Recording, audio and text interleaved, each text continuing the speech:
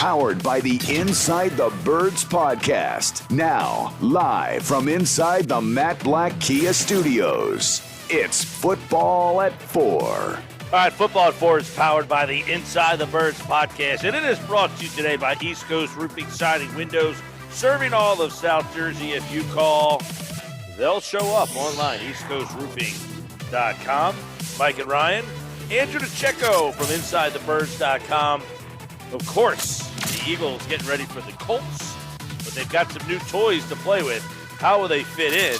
We'll ask Andrew DiCecco his thoughts on the signings that just happened earlier today and one yesterday. Linval Joseph on Wednesday, and then Ndamukong Suh on Thursday. And don't forget, Sal Paolantonio will join us at 5 o'clock tonight live here at Chickies and Pete's in EHT, so stop on out and see us. But right now we'll get Andrew's breakdown of, boy, if this defense was put together in 2015, they'd be pretty darn good. Robert Quinn, Fletcher Cox, Suh, and Linval Joseph. But what can they do in 2022? Let's start with the signing today of Suh, Andrew, and how do you anticipate him fitting into this defense? Is this an impactful signing, or are you just kind of yawning at this one? No, I think it's absolutely an impactful signing. When you look at the level of play in which he put forth last year, I mean, 6 sacks, 7 tackles for loss, I believe. He played 63% of the snaps at 34 years old. So the Eagles are still getting a productive player, and he alluded to wanting to play for the Eagles. So obviously that's I believe that's what he was holding out hope for. But yeah, I mean, I think that when you look at 35 years old, he could sort of go into it knowing I'm going to play 18 to 20 snaps a game. I'm going to provide some push up the middle. I'm going to help defend the run alongside Linval Joseph. And, you know, we have a chance to win a ring. So I think that there's not going to be any ego in this signing, and I don't think that that's going to disrupt the locker room chemistry or anything like that. I think Howie Roseman observed what happened on Monday night, and he decided, hey, look, I got to make a correction here because, one, I think that they don't want to rush Jordan Davis back. So I think that December 4th date that we all were circling might not be in the cards. And maybe Marlon Tuipulotu's injury might be a little bit more significant than we think. So I think that that's why they brought these two guys in, and also they need to shore up the middle of that defense. Yeah, and then, of course, you have the opportunity to bring in a guy like Joseph, who Gannon knows. They were in Minnesota together. Kind of explain to the people how Joseph and Suh are different types of players here and how they can fit into this John Gannon scheme. Well, they kind of fit in. They're going to fit in similar to how Jordan Davis is, in that they're big-bodied guys. They are 3-tech players, but they're bigger-body guys that are going to absorb these double teams. They're strong in the trenches. They don't get easily moved, and they're going to create opportunities for the second-level players to clean up and make plays. And they're going to fit in very cohesively within the defense and allow other players to clean up against the run, so they're not getting gouged up the middle. And when looking at Ndamukong Suh, he was very effective as a pass rusher, which is an added bonus because so far in the 46 snaps that we've seen Robert Quinn, haven't gotten a lot out of him so far as a pass rusher. So I think just having somebody that can push the pocket up the middle, another veteran defensive tackle, just adds so much different layers to what the defense is going to be able to do. So I think it's a really good signing, and I'm interested to see how quickly they jump in there and get in the mix. Andrew, what's the bigger story here? And we can do story/impact moving forward. Is it the injuries and the additions that were made to the defense since Monday up to today? Or is it Dallas Goedert? I think Dallas Goedert and his loss is almost getting overlooked just slightly. I'm really curious to see how this offense looks moving forward without him. Yeah, I think the big story coming out of Monday night wasn't as much as the loss as it was losing a key player like a Dallas Goedert. You already had lost Avonte Maddox, who's one of the better inside corners in football, and now you're losing Dallas Goedert, who is quickly becoming one of the top 3 tight ends in the National Football League, someone who has developed a tremendous rapport with Jalen Hurts, a good red zone option, someone that defenses had to account for. It made life easier for a guy like A.J. Brown and Devontae Smith, and the whole offense ran so much more efficiently with a guy like Dallas Goedert to work the middle of the field. And I also think that it helped. He was a big proponent in helping Jalen Hurts' development this year. Just having that reliable big body over the middle, they can go up there and get the football, and it's going to affect the catch point. And not having that, now all of a sudden you're relying on a guy like a Jack Stoll and the Grant Calcaterra, and you're holding out hope that Tyree Jackson's going to blossom into the player that he showed in training camp. So I think it's going to be a platoon-like effort, and because you're not going to be able to replace what Dallas Goedert provides. He's sort of a unicorn in that regard as far as what he's able to provide. He's a complete tight end, and I think that you're going to see a committee approach here. Probably Jack Stoll is going to take the lead. I thought it was interesting that they didn't, even before the trade deadline or even throughout the season, they didn't look to add a tight end. I thought that was a little bit of a problem area in inexperience, and obviously they had a lot of confidence in these guys. Now we're going to see how they fit in, and if the Eagles' offense is still able to feature the tight end like they had. They also didn't go run into Richard Rodgers either. Right. That's exactly my point. They didn't go back to the old crutch and bring in Richard Rodgers. They showed a lot of confidence, in my opinion, in a guy like Jack Stoll, and the development in Grant Calcaterra, who really is not a proficient blocker, but I've seen incremental improvements in that aspect of his game. And then they also have Noah Togiai on the practice squad. So these guys have played some football, and I think it's going to be a collective effort in trying to provide that production over the middle and in the red zone from that position.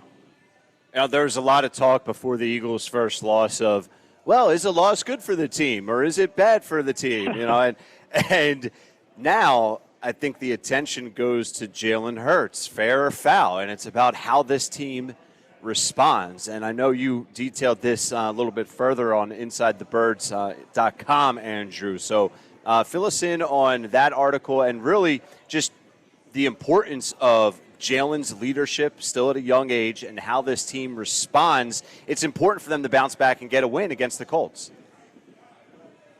Yeah, well, one thing that I wanted to see was what Hurts' response and what his demeanor was going to be like coming off a loss. Because remember, this team hadn't lost a meaningful game since that wild card game in Tampa Bay last January. So I wanted to see what he was going to be like. And he was one of the last people to leave the locker room. Kelsey was there. Brandon Graham was there. And he hit the podium, and he always stays committed to the mission. He was unwavering in his confidence that the team was going to bounce back and turn the page. He didn't want to dwell, or he wasn't taking the bait or making excuses, as easy as that may have been with the officiating. He wasn't going for any of that. He put the onus on the team and what they need to do to get better. They're going to correct it. And, Jalen Hurts always gives you those different mantras and things like that, and he wants to, control what they can control, move forward. I think this game is going to be a learning experience, Ryan, for many of those guys that aren't accustomed to having that feeling. And I think that they've already made adjustments to fortify certain areas that were blemishes over the past couple of weeks in the run defense. And I think it's going to actually bring the team closer together, knowing what they need to do, and they're all on the same page and on the same mission. And it's almost like you have to hit the reset button, and at this point in the season, and maybe it's a wake-up call to some guys. So I think that it's. I don't know that a loss is ever good. I don't buy that. That's why I try to stay off social media, because I saw a lot of that this week. But yeah. I think that it allows them to take a step back and grow from this experience. Yeah, let me ask you about one of the first question today for John Gannon out of the chutes was, hey, your run game gave up 3.1 yards a carry, which if you do that every week, 3.1, you're the best run defense in football. What do you make of that number? If I say you did 3.1 yards a carry, you probably said, hey, you had a pretty good day. But they gave up 150 yards on 49 carries. So what do you make of the run defense from the other night? And what needs to be improved? How do they I don't know. I think it's unrealistic for me to say, hey, you're only going to give up 2 yards a carry, because, that's elite. That's historic. Yeah. So what do you make of the 3.1 That's all-timer, yards? Yeah. Exactly. So what do you make of that? The fact that they only gave up 3.1 yards a carry, but then there's all these moves being made, but they gave up 150 yards. Kind of break down the run defense right now as you see it. Yeah, it was interesting, and a lot of those they were short yardage conversions on those third downs. They were at one point were 80% on third down. I just think that they had it was weird, right? I mean, it was like a death by 1,000 cuts approach to their game, but I think that they found themselves in a lot of third and shorts. They had a lot of short completions in that, and then you also had Brian Robinson and Antonio Gibson picking up those yards. And to those that think that there's all of a sudden the blueprint out there on how to beat the Eagles, this has been a long-standing tradition for teams that are undermanned, that they try to hold the ball. I mean, how many times do you see teams that are trying to implement that same approach to when you're going against Patrick Mahomes and the Chiefs or Tom Brady and the Patriots from years past? I don't think that's a blueprint in how to beat the Eagles. It was just a really weird game. I mean, how often do you see the Eagles only run 46 plays? I think it was just a lot of third and shorts, which eliminated their ability to apply pressure. It put them in a very vulnerable spot. And I think that game was sort of fluky in the way that it unfolded. I don't know that would be much of a concern. I think their hands were tied in many aspects, but I think that they've taken the proper steps forward in adding different personnel pieces to fortify problematic areas. Now we need to see how they fit in, and if Jonathan Gannon's able to incorporate them and get them all on the same page and make the adjustments necessary to be the defense that they were in the first half of the season. All right, so first half of that game, because Nick Sirianni said after the game, we made adjustments, we just didn't make them fast enough. I tip my cap to the defensive coaches, but they didn't make an adjustment fast enough. First half, and I think you were at the game, so you could probably see from the press box, get a better bird's eye view. It looked to me, and again, you were there, that they're playing a lot of three-man front, and then the adjustment that they made was they went to a more five-man front. The problem seemed to be the man playing the nose in both situations, three-man and five-man, was not winning his point of attack, and that was causing big problems. Exactly, and they just didn't have the personnel. I mean, I had never seen Fletcher Cox get blown off the ball quite like I saw on Monday night. Yes, he played 70 snaps, which is an outlier. You never want to see your defensive tackles absorb that many snaps. You're going to be gassed, sure, but he was getting moved off the ball by tight ends, and just we're not used to seeing Fletcher play at that kind of level. Javon Hargrave is effective in that role, but not for the full duration of a game, right? And Marlon Tuipulotu, flashed in spurts, but again, not effective enough for the long term. So I think that they needed to have wholesale changes in that role because they don't have the personnel to match up and defend a guy like a Jonathan Taylor or a Derrick Henry who's upcoming. So they were getting manhandled on the line of scrimmage, which is really odd because, one, Washington's offensive line is far from world beaters, and I think that you just saw a really gassed defensive front, which is weird, though, because they were coming off a mini bye. So it was something we're not used to. We haven't grown accustomed to seeing, but it was a little troubling to see. And I think adding these two guys, you're not going to see Fletcher Cox have to play 70 snaps a game. You're not going to have to see Hargrave out there as much. So it's going to make them ultimately more effective down the stretch here when you really need them. Real quick before Ryu asks your question here, the NFL has officially moved Browns-Bills out of Buffalo. That game will now be played in Detroit on Sunday at 4:15. That means Buffalo will be in Detroit for 2 straight games because they play there on Thanksgiving Day. I can tell you, my girlfriend's family is from Western New York. They had a foot of snow this afternoon. A foot of snow this afternoon. Jeez. And it was only getting worse. So that game is officially moved out of Buffalo. So Buffalo loses a home game here. Beautiful. So there. Sorry to ask your question. I guess some tables have been saved. But you talk about the defense getting manhandled, Andrew, and I agree. I mean, that's just the reality. But you look at what has really transpired in the past 5 games, 124, 134, 144, 139, 152. Those are all of the rushing yards given up in the past 5 weeks. To me, I'm not saying, so what, keep, getting burnt on defense, but is the story really lie more so with the offense and the turnovers and what they weren't able to accomplish there? Well, I think that's one of the many layers of this game, Brian, and I think that despite all the blemishes and errors throughout the game, late in the fourth quarter, they still had multiple opportunities to win this game in which they didn't deserve to win.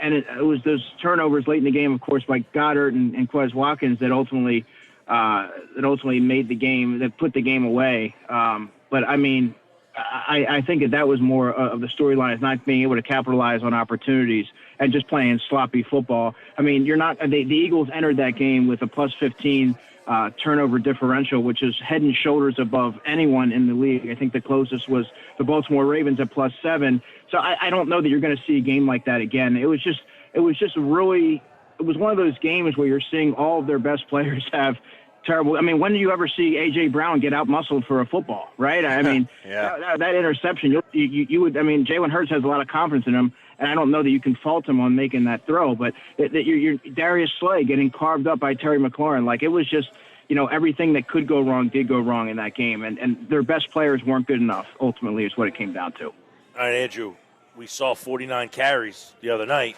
against Washington. Not a team that you're like, man, they got a great running attack. Got the Indianapolis Colts in town. It's tough to gauge them because they got a new coach.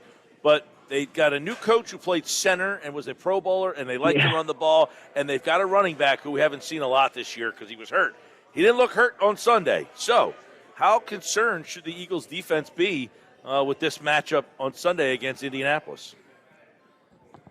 Well, they seem to overcorrect that issue. I think they're well aware that you could see a similar game plan unveiled. I guess you can sort of equated to what the Houston Texans tried to do a couple of weeks ago.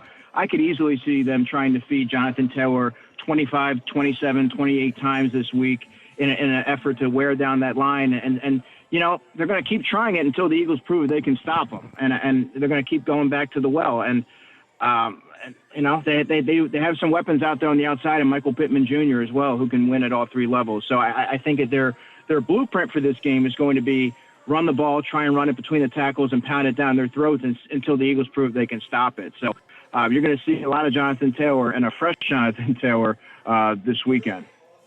We're talking with Andrew DiCecco, Football 4 from InsideTheBirds.com. And, of course, the matchups here, this is definitely a tough matchup for them. But when you're looking at that running attack in Jonathan Taylor and you're thinking to yourself, how do you stop there? What do you see from their passing game and Matt Ryan? I mean, is this a very one-dimensional team? Because I think the one big thing was Terry McLaurin was a problem. No Avonte Maddox. That's something that doesn't get brought into the mix either. But Indianapolis doesn't quite have the same weaponry that Washington does. And not that Washington has but I think Washington's underrated. I think Samuel's a nice player. McLaurin's a really good player. And Antonio Gibson, to me, is one of the most under-discussed offensive weapons in football. And if he was on a better team, a more efficient offense, more people would know him as a household name. Yeah. So, I mean, when you look at other than Taylor, can you kind of sell out a little bit against this team in the run and say, hey, Matt Ryan, you don't have a lot of great weapons. Try to be. Because I think one of the problems with Washington was you're afraid of getting beat over the top by McLaurin, and that's an issue that I don't know that Michael Pittman's a nice player, but he's not terrible. I don't know that the Colts present that.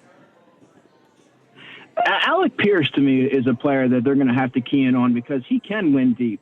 So I don't know that you want to totally sell out for the run because you could leave yourself vulnerable on the back end, and a guy like James Bradbury could have a tough time with a quicker downfield receiver who is also pretty physical, and Alec Pierce, who I really like coming out of the draft from Cincinnati. So I think that they have to have a very measured approach. They have to go in there obviously knowing that their approach is likely going to be to pound the football. But I don't think that you could totally just sew out and attack the line of scrimmage. I don't think that that's going to be a feasible way to win that game. I think they have to prepare for everything. I mean, you really don't know what to prepare for. It's Jeff Saturday, his second NFL game as a head coach. So we'll see. No, you're right. You're right. Andrew DiCecco, of course, does a great job over at InsideTheBirds.com. Eagles and Colts, you can hear all the action right here. Merrill Reese, Mike Quick, Sunday at 1 on your home for Eagles football, 97.3 ESPN. Well, Andrew, next Thursday we will be off, so happy Thanksgiving to you and your family, and, of course, all the great work you've done all season long at Football at 4, and, of course, in the offseason. There's nobody better on the draft during draft season, and, of course, we appreciate all our Football at 4 conversations. So happy Thanksgiving to you and your family, man. Hey, that's very kind of you to say, Mike. Happy Thanksgiving to you and all your listeners and your families as well. I appreciate it. And Andrew will be off next week because we're off on Thursday, but we will be live at Maynard's and Margate next Wednesday.